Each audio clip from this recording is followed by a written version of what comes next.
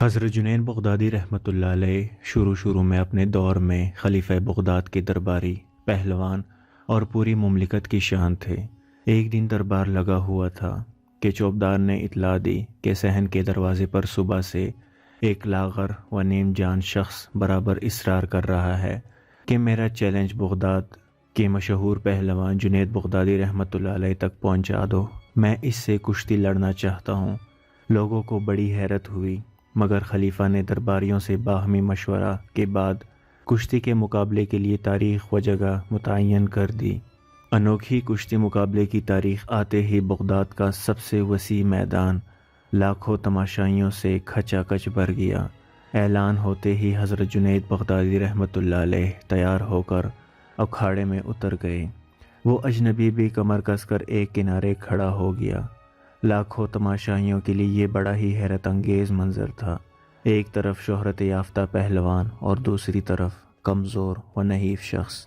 حضرت جنید رحمۃ اللہ علیہ نے جیسے ہی خم ٹھونک کر زور آزمائی کے لیے پنجہ بڑھایا تو اجنبی شخص نے دبی زبان سے کہا، کان قریب لائیے، مجھے آپ سے کچھ کہنا ہے۔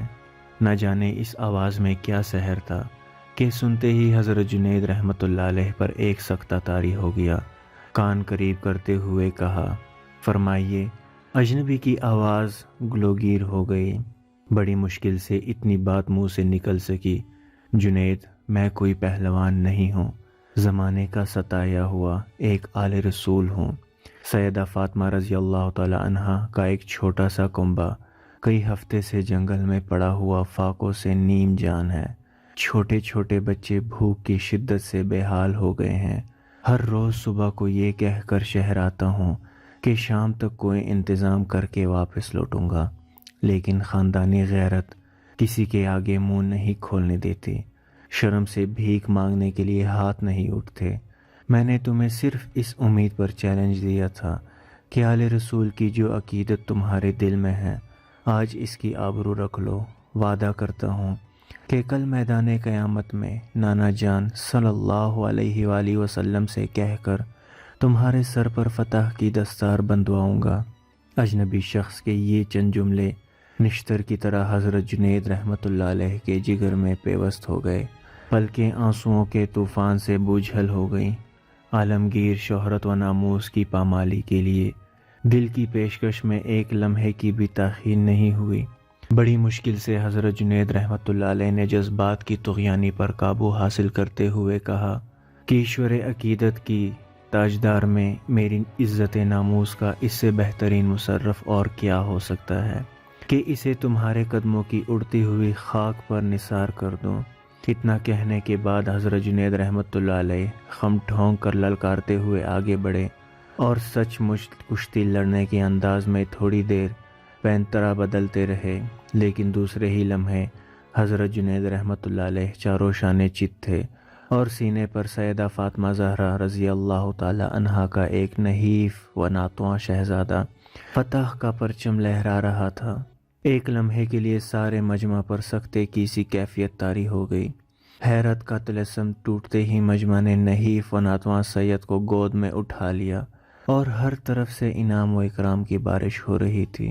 رات ہونے سے پہلے پہلے ایک گمنام سید خلعت و انعامات کا پیش بہا ذخیرہ لے کر جنگل میں اپنی پناہ گاہ کی طرف لوٹ چکا تھا۔ حضرت جنید رحمۃ اللہ علیہ اکھاڑے میں چت لیٹے ہوئے تھے۔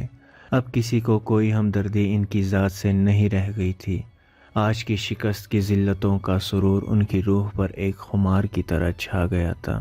عشاء کی نماز سے فارغ ہونے کے بعد حضرت جنید رحمۃ اللہ علیہ جب اپنے بستر پر لیٹے تو بار بار کان میں یہ الفاظ گونج رہے تھے، میں وعدہ کرتا ہوں کہ کل قیامت میں نانا جان صلی اللہ علیہ وآلہ وسلم سے کہہ کر تمہارے سر پر فتح کی دستار بندھواؤں گا۔ دستار ولایت کیا سچ مچ ایسا ہو سکتا ہے؟ کیا میری قسمت ستارہ یک بیک اتنی بلندی پر پہنچ جائے گا کہ سرکار صلی اللہ تعالی علیہ وآلہ وسلم کے نورانی ہاتھوں کی برکتیں میری پیشانی کو چھو لیں؟ اپنی طرف دیکھتا ہوں تو کسی طرح اپنے آپ کو اس اعزاز کے قابل نہیں پاتا۔ اب جب تک زندہ رہوں گا قیامت کے لیے ایک ایک دن گننا پڑے گا۔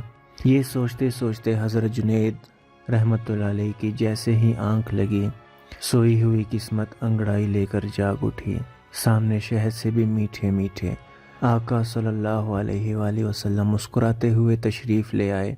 لب ہائے مبارکہ کو جنبش ہوئی، رحمت کے پھول جھڑنے لگے، الفاظ کچھ یوں ترتیب پائے: جنید اٹھو، قیامت سے پہلے اپنے نصیب کی سرفرازیوں کا نظارہ کر لو۔ نبی زادوں کے ناموس کے لیے شکست کی ذلتوں کا انعام قیامت تک قرض نہیں رکھا جائے گا۔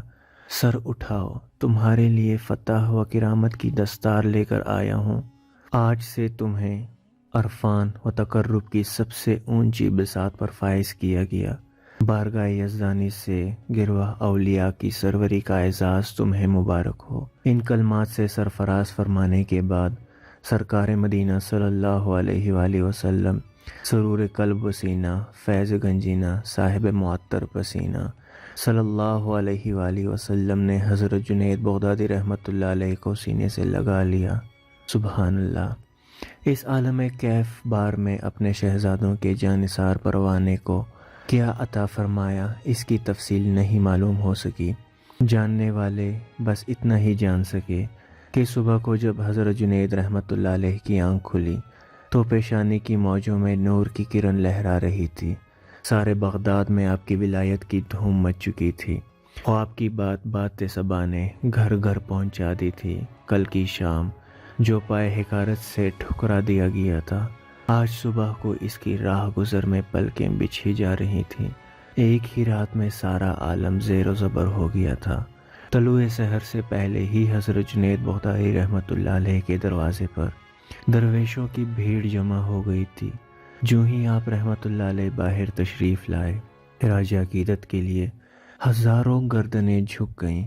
خلیفہ بغداد نے اپنے سر کا تاج اتار کر قدموں میں ڈال دیا۔ سارا شہر حیرت و پشیمانی کے عالم میں سر جھکائے کھڑا تھا۔ حضرت جنید بغدادی رحمۃ اللہ علیہ نے مسکراتے ہوئے ایک بار نظر اٹھائی اور سامنے موجود عاشقان رسول کے ہیبت سے لرزتے ہوئے دلوں کو سکون بخش دیا۔ پاس ہی کسی گوشے سے آواز آئی: گروہ اولیاء رحمہ اللہ علیہ کی سروری کا اعزاز مبارک ہو۔ منہ پھیر کر دیکھا تو وہی نحیف و نزار آل رسول فرط خوشی سے مسکرا رہا تھا۔ آل رسول صلی اللہ علیہ وآلہ وسلم کے ادب کی برکت نے ایک پہلوان کو لمحوں میں آسمانی ولایت کا چاند بنا دیا۔ ساری فضا سید الطائفہ کی مبارکباد سے گونج اٹھی۔ سبحان اللہ۔ درود پاک پڑھیں۔ اللہم صلی علی سیدنا محمد وعلی آل سیدنا محمد وبارک وسلم۔ یہ بات سچ ہے کہ آل رسول کی محبت، عزت ہی ہمیں حضور پاک صلی اللہ علیہ وآلہ وسلم کی محبت عطا کر سکتی ہے، جو کہ ایک مختصر ترین راستہ ہے۔ اللہ تعالی ہمیں حضور پاک صلی اللہ علیہ وآلہ وسلم، خلفائے راشدین، اہل بیت کی محبت عطا فرمائے۔ آمین یا رب العالمین۔ جزاک اللہ خیرا کثیرا۔